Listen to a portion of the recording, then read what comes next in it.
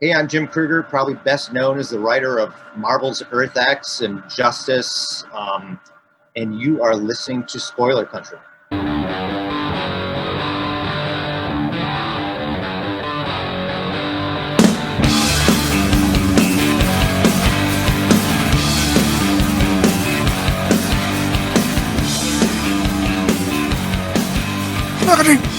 All right, guys, welcome back. Today is super cool because he's worked with, well, I don't know if he's up and coming, but he's an amazing artist named Welby, and he's worked with the great Alex Ross, and I know for a fact that he's a lover of Shane Black like myself.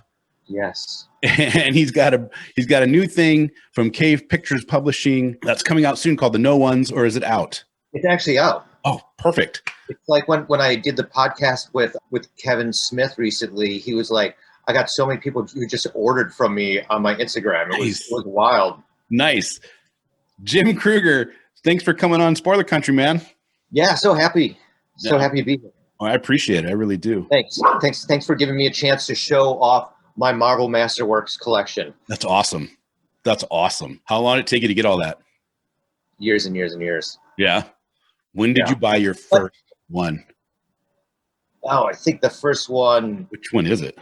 Well, I bought them. I was buying them when they first started coming out, and then I got rid of them all, sold them all. Like, I don't know, there were like 20 of them. And then I ended up going back and getting them all again. And now I just keep on getting them. It's like I probably have 3 or 4 pristine collections. Like, oh, this is a collection that defines me. Yeah. Marvel Masterworks is one of those, like, oh, I'm so proud. Do you remember those Marvel books from, like, I think it was the late 80s, where they would be square bound and they had like a grayish silver color, and it would be like the X-Men, and then they wouldn't like do the whole story, but they would give synopsis for all the distinct, like 1 through 6 would be in book 1, and they would give a synopsis of everything that happened. Oh, those like indexes or something? Yeah, or something. I had those. I loved them. That was the only way. That was so cool. Yeah, that was the only way I'm going to know all the stuff. Like, go to the comic book store. You can't talk to somebody that's been reading books since the 1970s, and they've read the same book 20 times, and they've done it for each one. And then you go and you try to say, oh, yeah, I'm doing this. And they just blast you out of the thing because you got everything wrong, you know? Yeah, I would like hate to be on a stage with like Kurt Busiek or Mark Waid or these guys who have read every Marvel and DC comic book ever published. How? That's so many hours. Many hours. I can't even begin to do it. So, No Ones you did with Welby.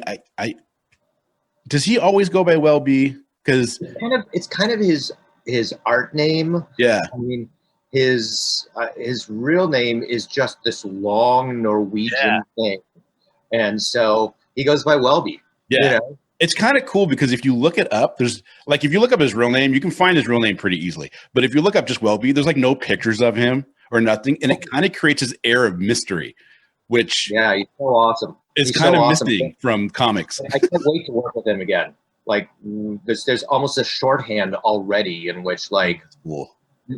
It's not like a lot of artists. I've gotten to work with so many great people, but you do something and then it comes back better.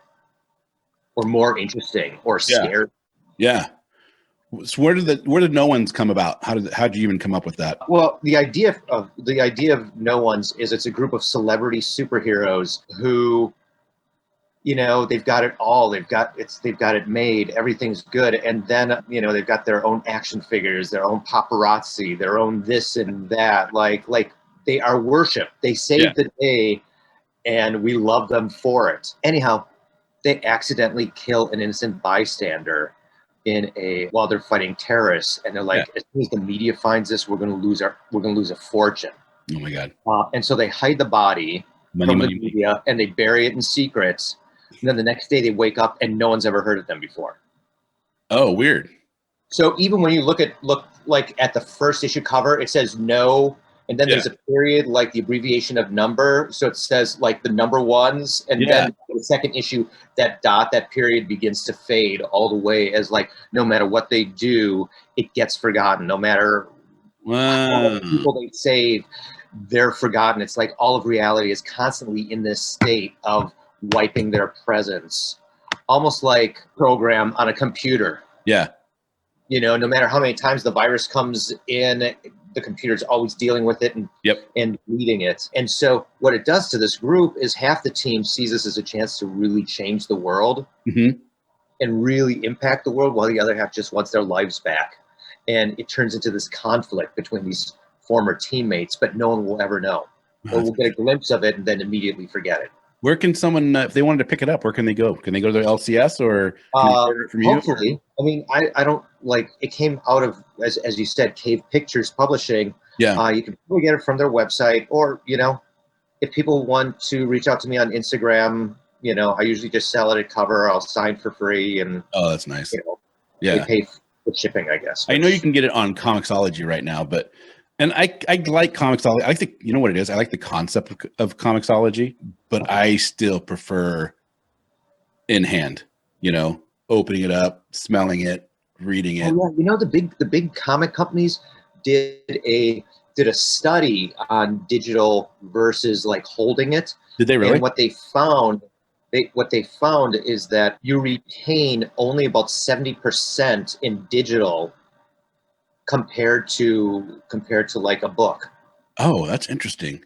And I wonder if that's because we tend to read a digital comic faster. Yeah. Yeah, you just kind of flip through it. You know. Yeah. Like you're not even paying attention, but like with a book, you know, if the writer's doing their job too, they're even thinking about turning a page as a scene change or taking a breath, you know, and all that sort of thing. And so I think digital is just, we read it faster, so it might not be a computer versus a book. I'll read a lot of digital, mostly when people are coming on, and they'll send me an advanced copy. Then I'll read. I canceled my Comixology because I wasn't using it. You know, I think I had it just to have copies of my own stuff, so that if I went somewhere, I could show it to somebody. Yeah, that makes sense. Yeah.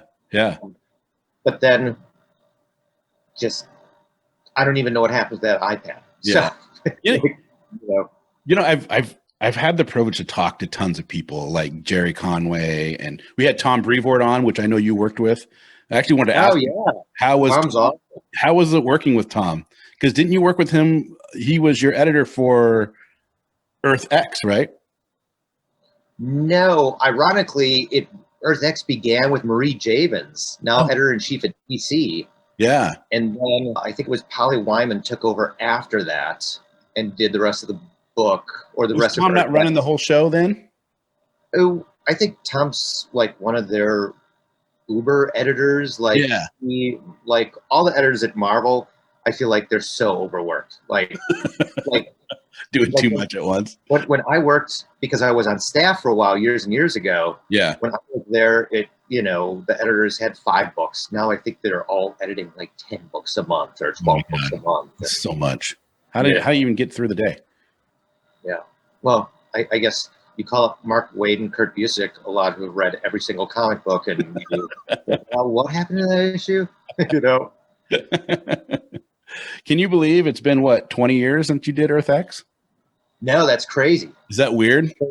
Yes, it feels like a completely different era. Completely different life? Yeah, because you're coming in on the tail end of the 90s for that book. Right, like I think I was writing it in 99. Yeah. And either the first issue or the first collection came out in 2000. And what was it like? Because you worked with Alex Ross on that book. Yeah. And that guy is amazing, but I don't recall him being Alex Ross then. You know what I mean? Like, I feel like Alex Ross, like Kingdom Come, just stratified. Oh, well, Earth X was after Kingdom Come. Was it after? I thought I could have sworn Alex. Oh, you're probably right. I'm not even going to question you.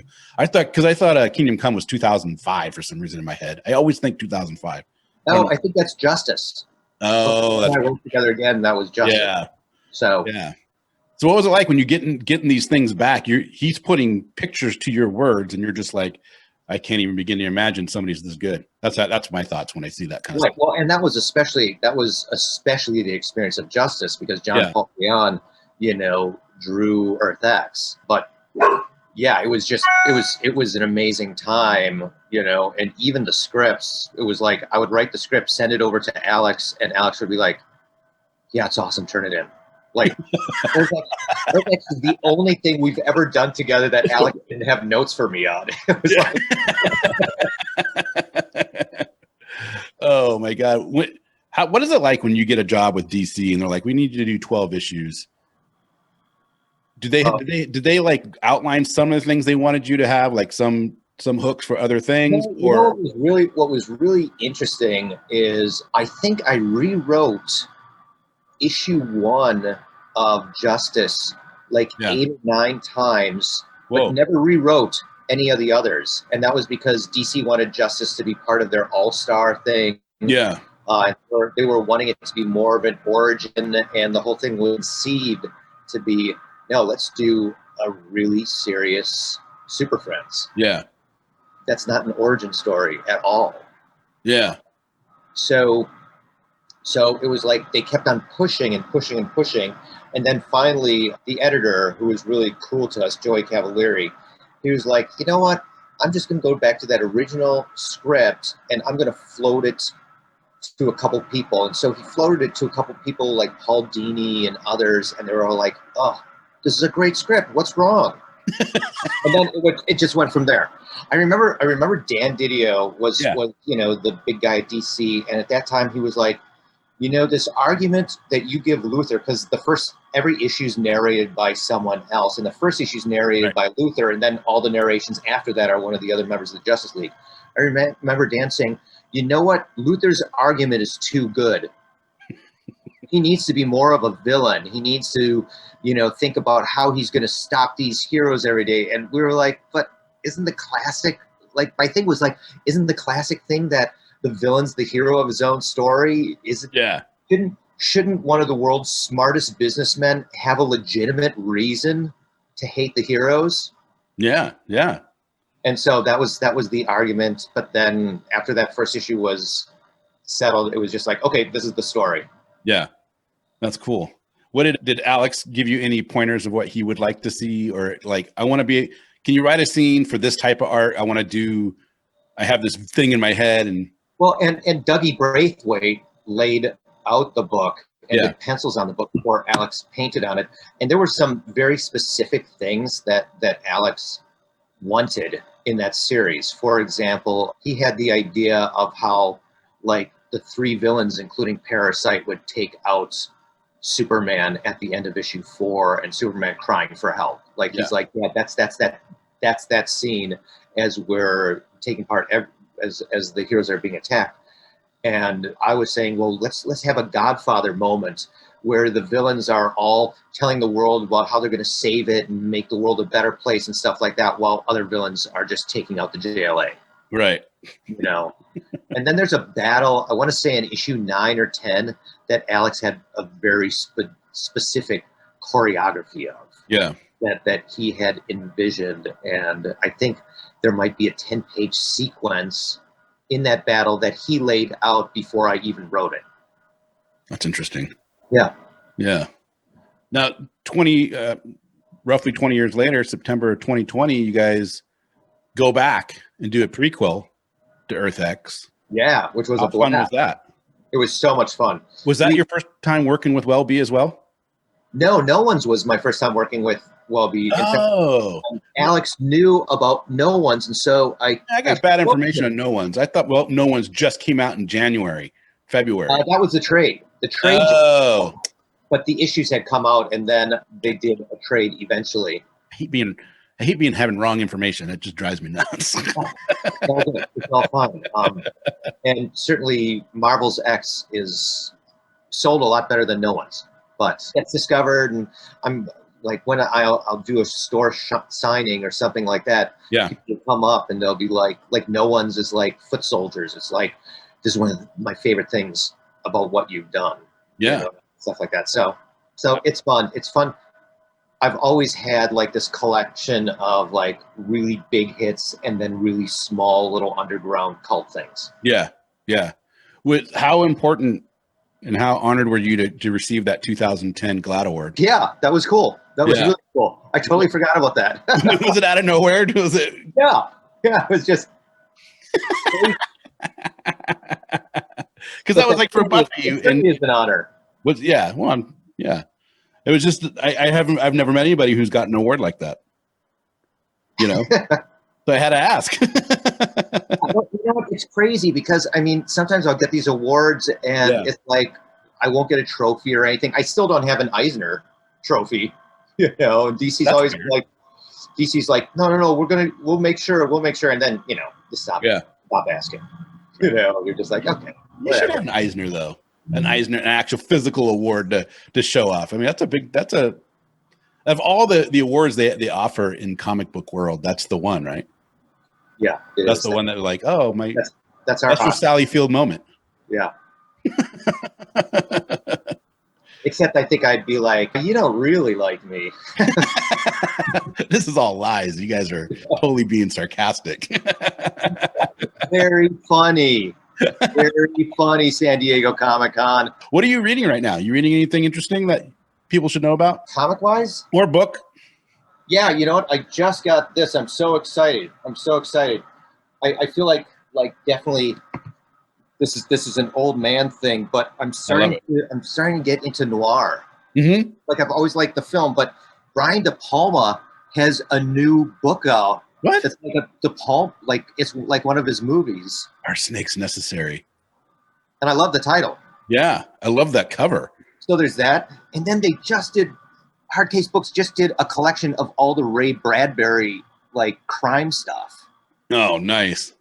Nice.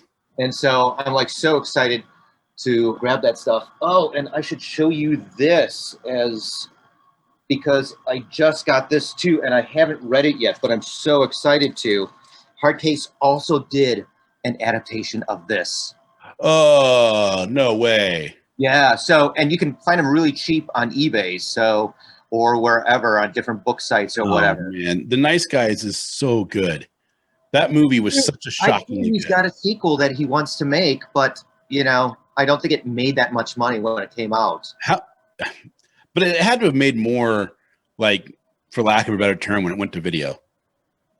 I would hope so. I would think so. Because everybody I said, you got to watch The Nice Guys, has loved that movie. Oh, yeah. And it was like another Kiss Kiss Bang Bang. Made me so happy. Yeah. Yeah. How good. This is a perfect segue. How good is Shane Black in your mind? Oh, my gosh.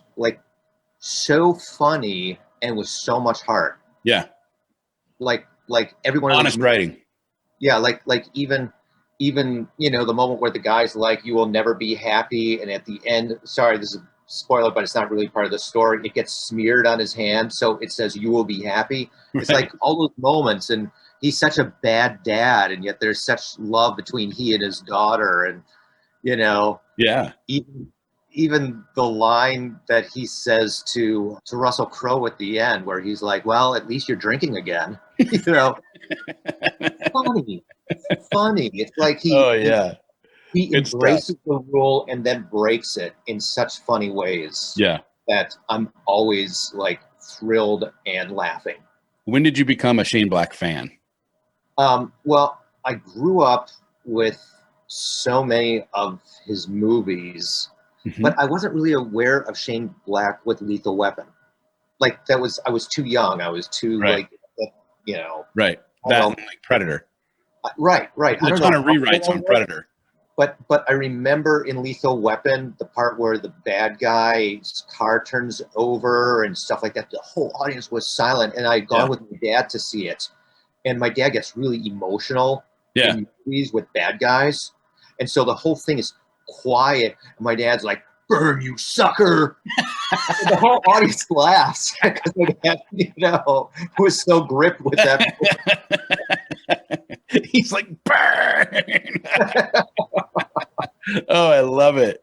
I went and saw, so not a Shane Black one, but what is his name? The guy that did I See Dead People. M. Night Shyamalan? M. Night Shyamalan. And it wasn't that one. It was the alien one. Signs, yeah. Jeez, man, I'm out of it today. Yeah, so went on my birthday when it came out. It was me, my brother, and a friend of ours named Mike. And we're sitting, and we got there a little late. so we had to be near the front of the theater, right? And as we're watching the movie, and the movie is great. I love that movie. But you know how the tension in that movie mounts. Oh yeah, it really does. Where they're in the living room, and he's talking to his brother, right? Is it Merrill? Yeah, brother Merrill. And then that classic line, "Swing away, Merrill, swing away," comes in. But they're doing this thing where everything mounts. The pressure, nobody in the theater is saying anything, right? And the tension is just mounting and mounting. And the first time you actually see the alien is in the reflection of the TV. Yeah. The TV comes into view, the reflection happens. Some random lady way in the back just starts screaming. The whole theater just erupts in laughter. And I'll never forget it because it was hilarious. It just, all the tension broke. The movie was like, I don't know, it was much more, what's the word I'm looking for? More, it wasn't so tense. You know what I mean? It was just much more loose. That movie has a lot of humor to it too. Yeah. It was so funny. I'll never forget that whole moment. Yeah, I had a similar moment at the end of Blair Witch, where I had watched it, and that movie's creepy. I mean, it's a creepy movie. I get like it's really powerful, and it changed. It gave crazy us a ending, genre of filmmaking, all that sort of thing. But there was this guy who got up from his seat, and he's like, "No, man, no," and he just starts walking up and down the aisles as the credits are rolling. No. It was like, you're like, all right, I gotta go, man. like, awesome. What is your favorite Shane Black movie? So people know Shane Black is responsible for like Lethal Weapon, Kiss Kiss Bang Bang, The Nice Guys, Iron Man 3, Lethal Weapon 2. One of my all-time favorites when I was a kid, The Monster Squad, The Last Boy Scout, and more. Okay, so I am not going to choose between Nice Guys and Kiss Kiss Bang Bang. Right. Those are my two favorites. Maybe I've watched probably Kiss Kiss Bang Bang since like 2006. I think I'm going to watch it. But if I were to choose something other than that, I have a lot of love for Long Kiss Goodnight. That's what it's like. Like, dude, I would literally play so I worked at a video store. And so when The Long Kiss Goodnight came out, I was all about that movie. And I would take in 1998, I had take my cell phone. I had a brick cell phone, you know what I mean? Those old Nokia ones. Wow. I'd do my voicemail, and then I'd push it up against the whole Samuel Jackson scene when he's breaking in on the judge that thinks he's going to have sex with the hooker. Oh yeah. And he comes in. I would tape that whole scene on my phone for my voicemail. As people come in, they would hear, "If you're an ass fucking fan, you just go ahead and mouth off." Yeah. That movie's that's also one of my favorite Samuel Jackson roles ever. I know. It's like he's not a tough guy at all. And by the end of it, when he's on, is it Larry King? I think he's on the Larry King show at the end. He's coming off almost like Barney Fife. Right. like there's such a ridiculousness to his character. Love that in movie. that movie. He's so likable. Yeah. Oh God. It's just, there's so many one-liners in that movie. I was quoting it for years afterwards. Oh yeah. Oh, well, I watched a couple of your interviews, and you said in one how much you like Shane Black, but I don't think the guy heard what you were saying, or he doesn't know Shane Black. Because I was like, oh, I can't wait to talk to him. Yeah, and I mean, of course, nothing's happening like that right now. But I've gone to Shane Black festivals here. Oh, that's awesome. He's talked, and he's, talked in between movies, and like the last one I was at, they played Last Kiss Goodnight and Kiss Kiss Bang Bang with like a half-hour thing in the middle or more, where he just talked about his life and choices he made and regrets, and like he's really vulnerable in a way that's strong. That's cool. I kind of feel like he's kind of like the Martin Scorsese of buddy cop movies to me. Yeah. You know what I mean? Definitive about. Yeah. And his writing is it's just so honest. I don't know how else to put it.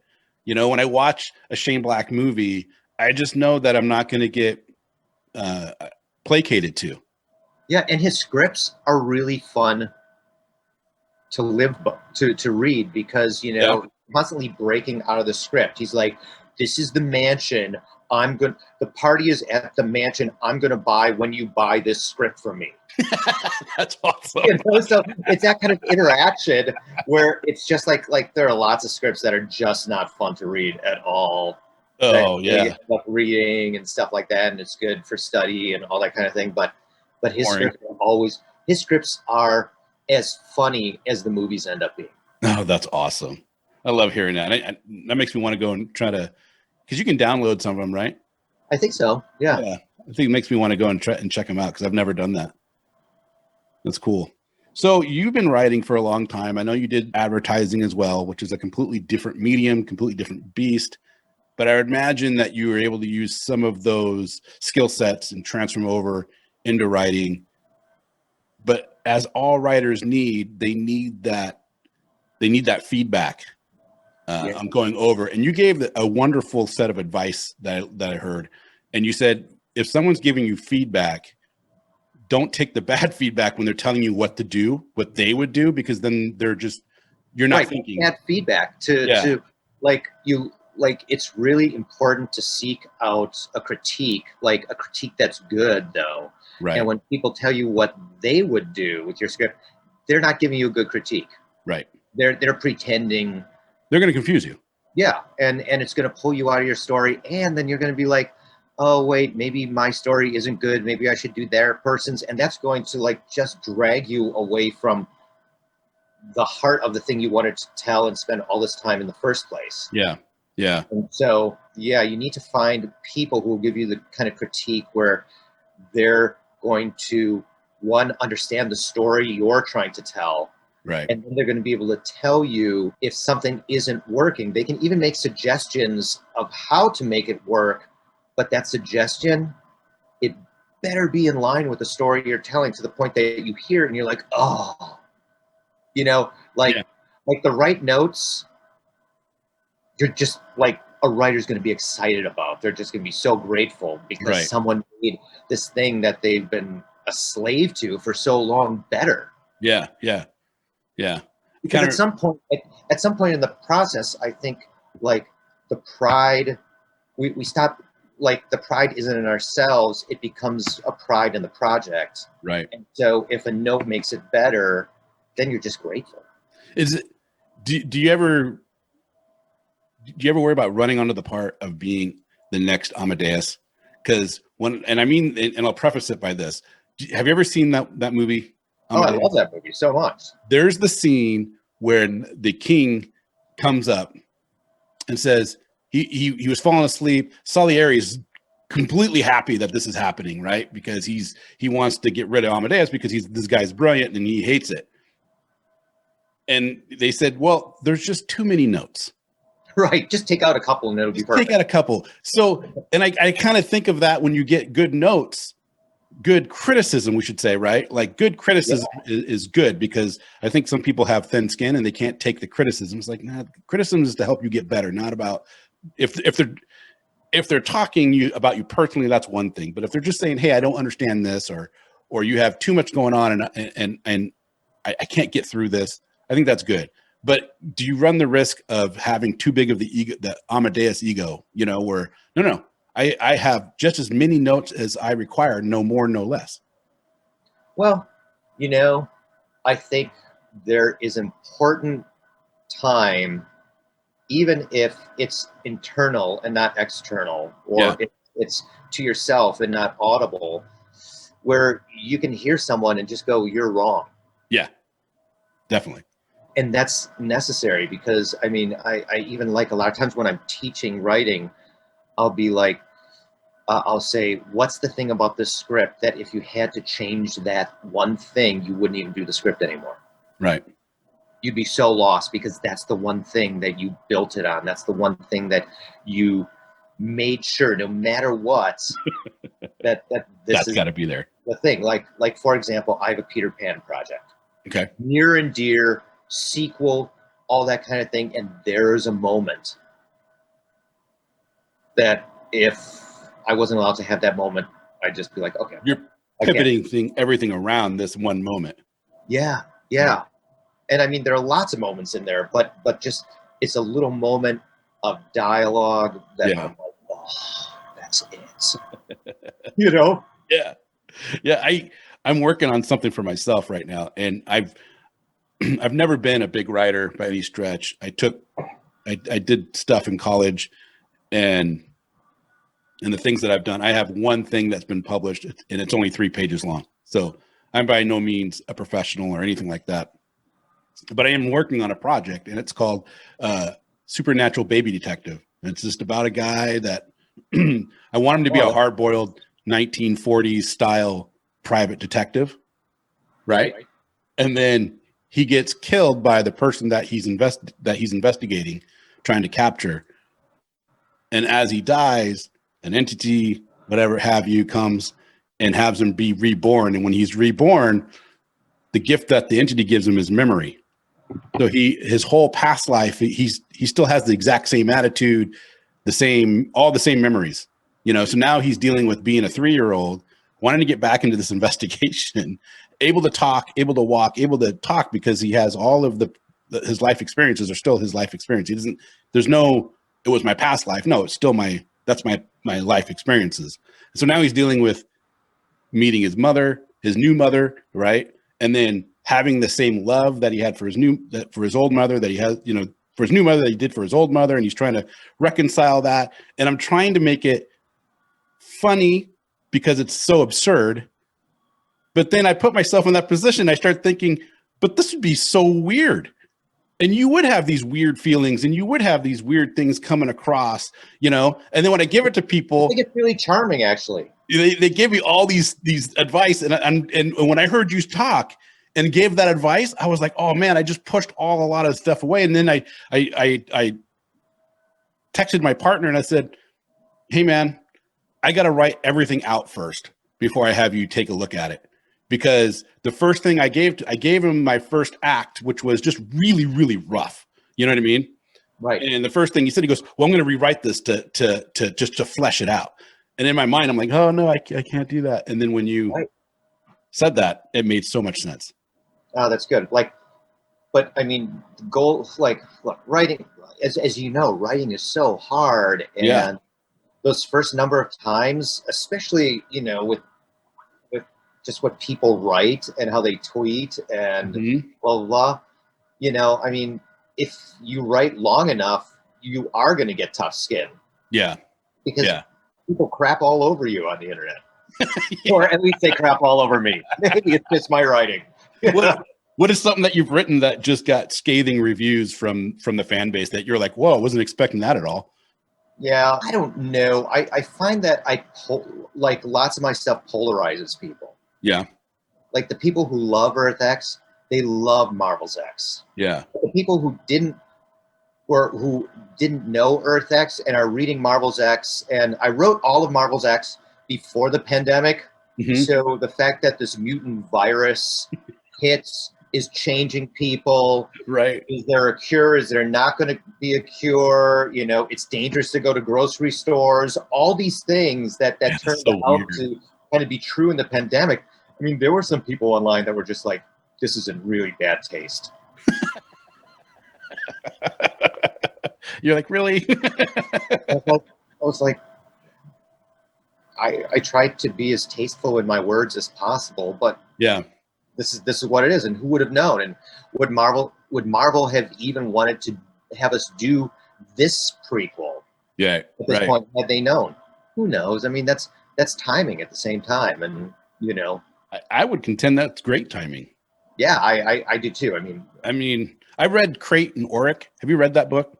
No. Crate and Oric. I can't remember the author's name. She's Margot Bennett. I think it's Margot Bennett.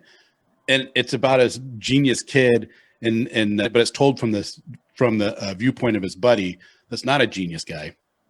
And he creates a virus, and it kills everybody but his buddy that he was giving the antidote to. And then he had created this whole other race of subspecies, I don't know, like plant-like creatures. And he lives with them for a while, and then he goes off, and then he ends up finding other people. But it's an interesting story I read that in January because someone said, "Hey, you should read this." And then I get finished with it, and I'm like, and then a month later, everything gets shut down. I'm like, are you kidding me? It's crazy. I mean, I'm in LA, so everything is really still very shut down. Yeah, it's like Like, Seattle. Yeah. it was fun to visit family in Wisconsin because you could eat indoors. Of course, it's really cold, so Right. where else are you going to eat? Right. You know.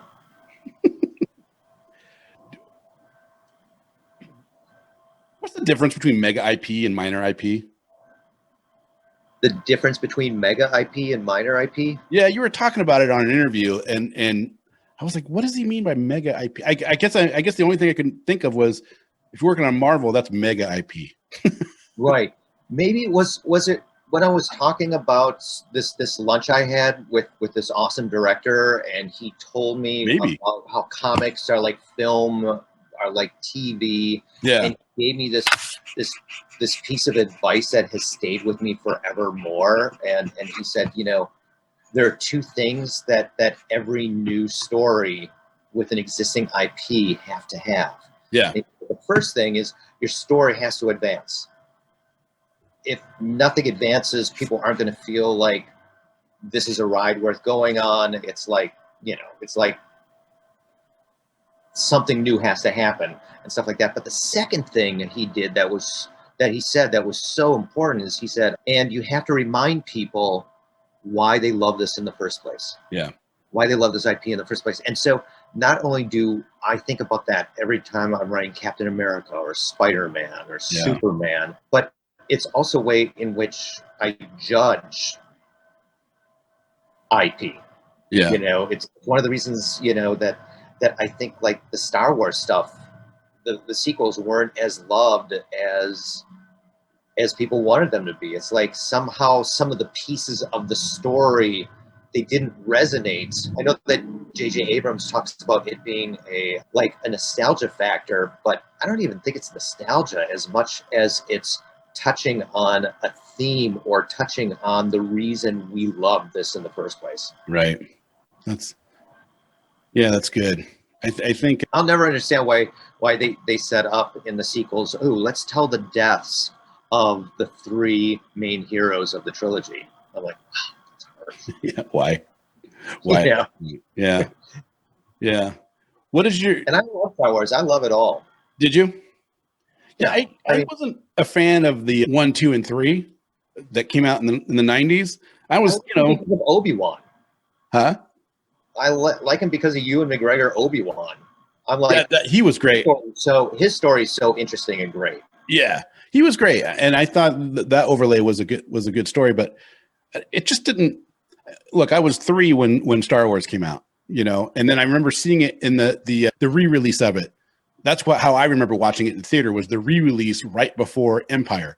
And then my whole family, my dad took all of us to Empire. And then I remember I was, Return came out in 83. So I was 9 years old. And that movie was made for me. You know what I mean? I'm 9 years old. We lived right down the street from a theater, like half a mile in Bremerton, Washington, which is a tiny town. And so I was able to walk to the theater and see it as much as I wanted because it was 75 cents during the day to go and see Return of the Jedi. And I saw it I don't even know how many times.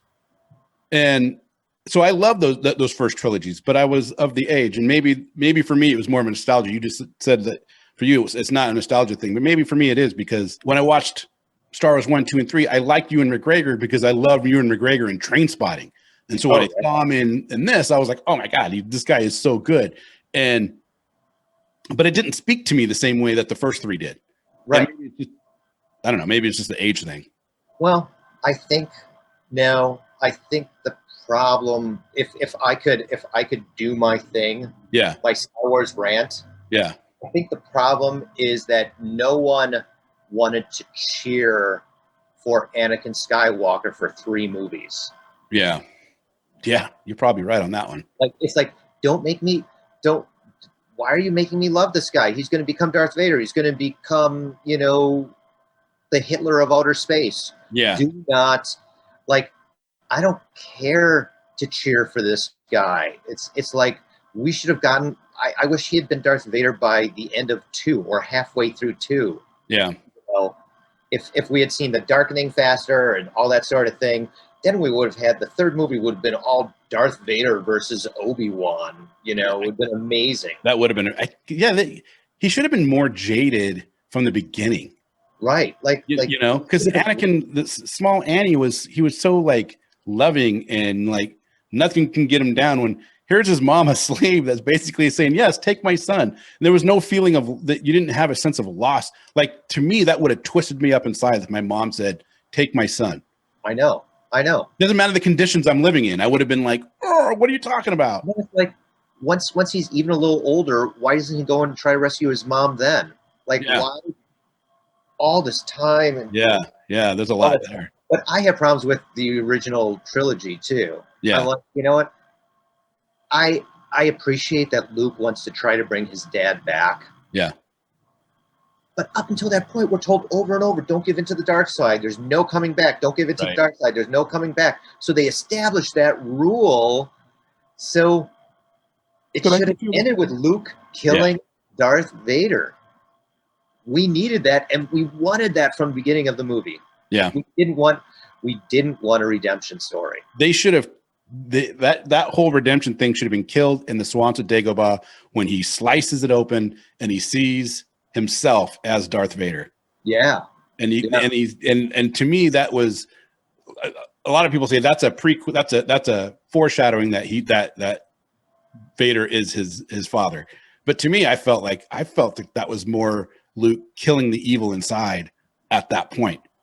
Yeah. Like facing that inner demon, knowing that he could end up like Darth Vader, and now he's killed that and he's moving on, and I think at that point that should have killed that whole notion of the redemption of Vader. Because and the other thing that's really interesting related to Disney World and Disneyland, is they used to have Kylo Ren's there and the different members, and they just changed it all to Mandalorians because no one wants their picture taken with the guy who killed Han Solo. Right. You know. Ew. And then you make him Han's dad. That's even worse. That's hilarious. I didn't even know they were doing that.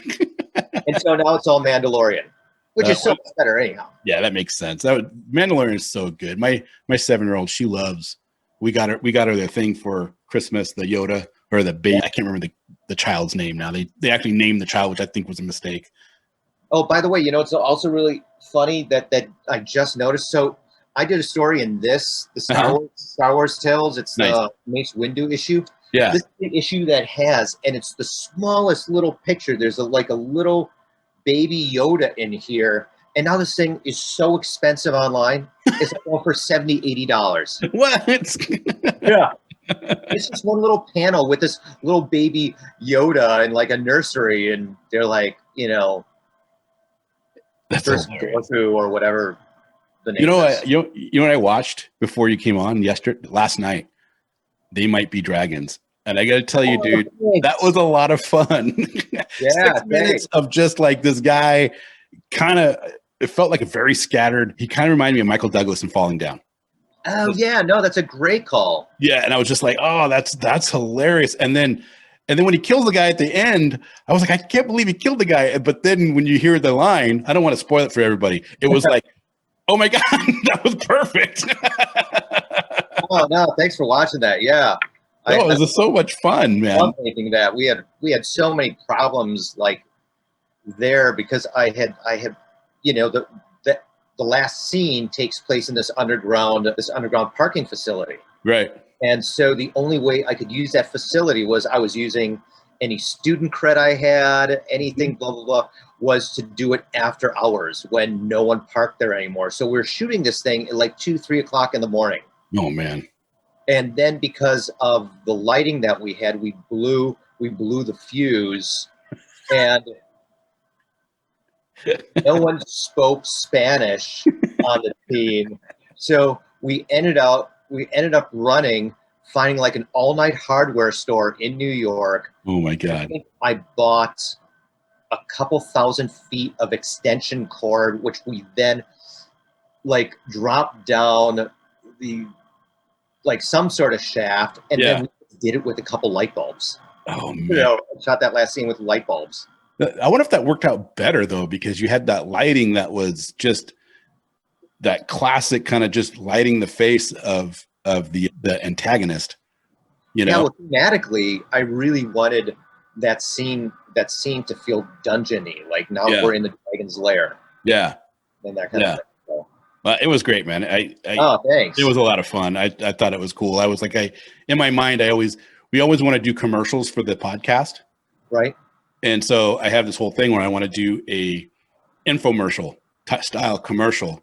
And then we're spoiler country. And if you ever look at the logo, it's Cthulhu. And then our tagline is in an oceans of podcasts, we are Cthulhu.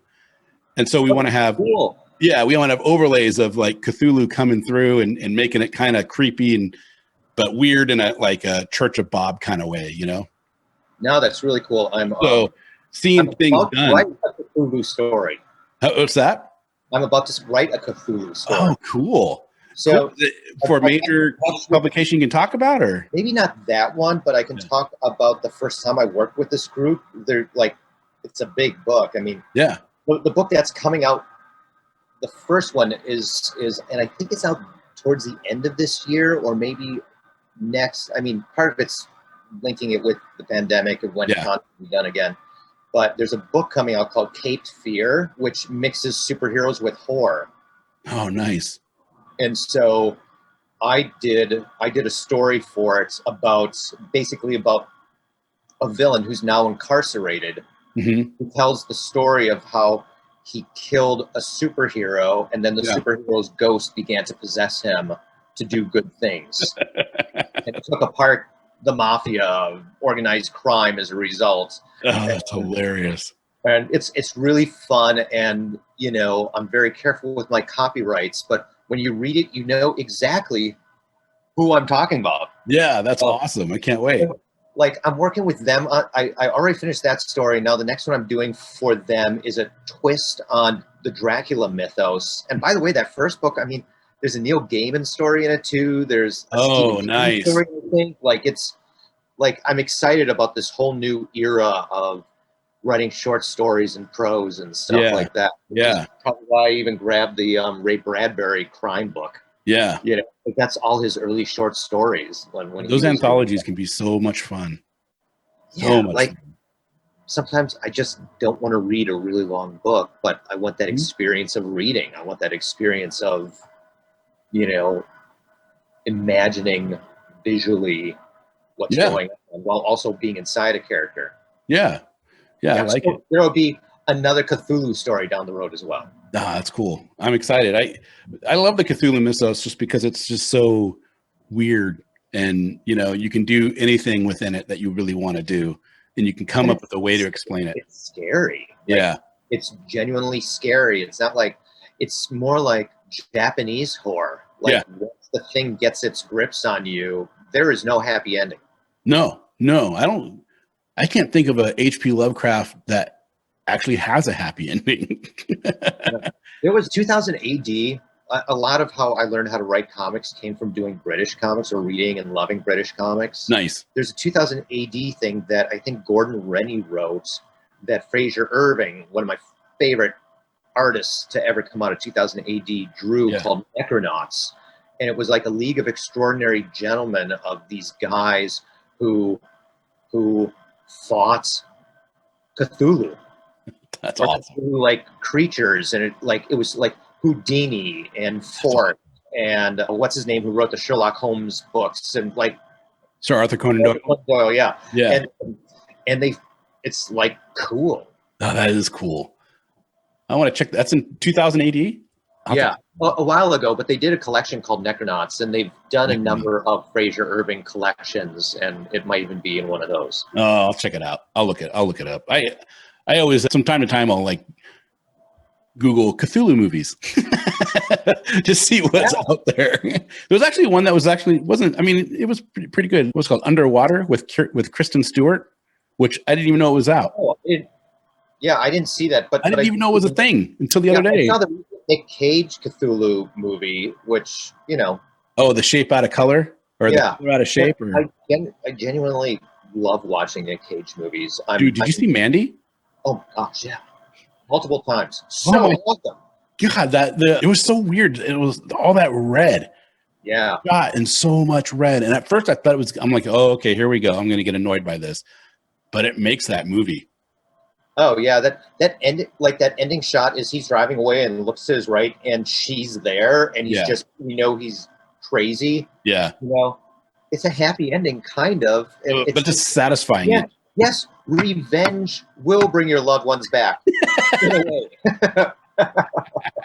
But it's such a satisfying ending, Oh, it is. Yeah. It's like, oh. And then I can't even say anything because if anybody wants to watch Mandy, which I highly suggest you do. Mandy's worth watching. Well, Jim, we've been at it an hour already. I know. Awesome. It's so weird. It went so quick. As soon as we started talking about Shane Black, it was yeah. I knew when I looked that up, you're going to be an easy interview. I don't have to pull a lot of things out. One thing I learned with talking with you is you love comic books.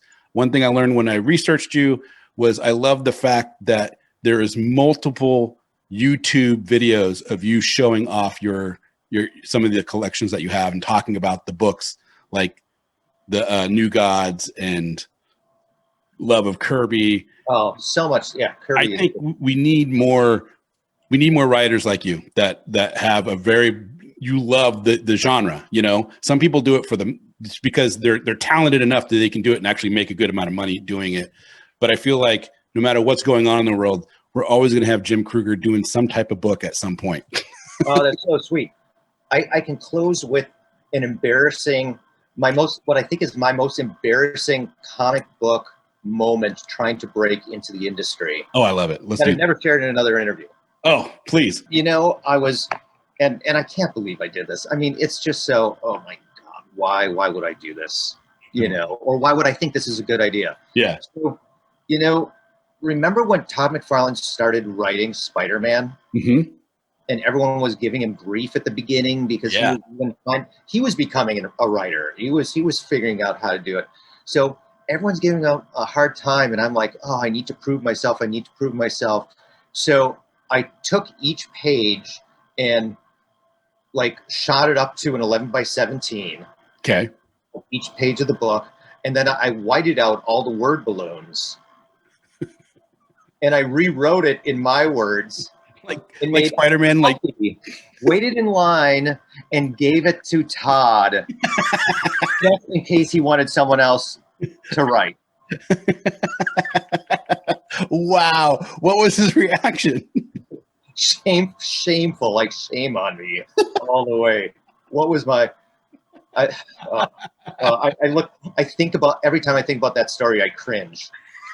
Oh my God. And I know that someday someone's going to bring me the first issue of Foot Soldiers or New Ones or something, or The Runner or High Cost After, and be like, I just thought some different words would be better. Wow. So just in case you ever want to work with someone, Jim, here it is. Oh my God. What's funny is you've never actually repeated that as if he ever hears about it now and goes, I remember that kid. Yeah. I know there's a reason why I never hired Jim Krueger. That's what it was. Wow, that's hilarious, man. That's balls. That's some serious balls to take it to somebody because I didn't even know. I wasn't even thinking about how appropriate I was being or disrespectful I was being. It was just the exuberance of wanting. I love it though. I love it. That's I don't know if I would ever do that, but I've done some pretty embarrassing things. But that's actually a good way for people to practice. Oh, I bet. Yeah. Write out to a comic book or scan your stuff in and white out all the letters and then go back in and rewrite it. It's almost classic Stan Lee Marvel style. Neil Gaiman talks about that in his masterclass for comic books, which is free. You can go onto that whole masterclass thing. Yeah. And check out Neil Gaiman's stuff, and he talks about doing exactly that: getting a book of paper and drawing out the boxes and writing in. Maybe you don't know how to draw, but you can write in the script, and you can do all that and get everything and have a visual idea of what your comic should look like and how it should flow. I think that's great advice. Yeah. So, all right. Well, Jim, Thank you so much, man. This was awesome. Yeah, it was a blast. Thank Maybe you I so can much. convince you to come back sometime. Yeah, I would love to. Maybe we can go over some more Shane Black. Maybe we should pick a movie and just tear it apart in a good way. The Shane Black one, I would never want to tear it apart. Well, not tear it apart. Break it down, I should say. Oh, yeah. I feel like, you know what? I feel like if we did commentary to a movie while watching it, I would be like Kurt Russell commentary because I'd just be laughing the entire time, being like, oh, yeah, that. bad commentary. Might be the best way to do it. All right, Jim. Thank you so much. Awesome. Thank you. Spaghetti! And we're back. That's right. We are back. Back in the saddle again. Well, I hope you guys really, really enjoyed that as much as we did making it for you. And if you like what you heard and you want to hear more, you got to go check out spoilerverse.com, because at spoilerverse.com, we have a plethora amazing directors and artists of all walks of life, and editors and writers, and oh my God, are you a lover of comic books like we are? Then there's so many amazing people from the comic book world over at spoilerverse.com, and I highly implore you to go there and check it out. Yeah, and while you're there, you can check out all the other podcasts on our network, like Originally Geekdoms and Funny Book Forensics and Haphazard Adventures and Nerds from the Crypt and so many more. Misery We put out Point Radio. episodes all the time. Go check all of them out, and check out all of the reviews and previews and articles we have going up every single day for you, every day on spoilerverse.com for you to check out and to read and to love and to like and to comment. We have a store link. If you want to help support the site, you can do it two ways. One, go to our Patreon, which is patreon.com/spoilercountry, or go to our store link in the middle of the site there and get a t-shirt, a face mask, a hoodie, something, look fly as hell, and help support the site when you do that, because we get $1 or $2. And, maybe you want to talk to us. If you do, you can do it obviously on all the socials, but if you go to scpod.us/discord, you can join our public Discord server and come chat with us all day long. I couldn't say it better myself, dude. There you go. You just mouthed out a ton of information at once, and really, I hope you guys enjoy what you're hearing, because we're working our butts off to bring it to you. We are. I guess there's only one left thing. Yeah, I'm gonna go with it. There's only one left thing left to do. What's that? In an oceans of podcasts, We are Cthulhu. as Cthulhu compels you to Spaghetti! Open the mind. and read more. Spaghetti!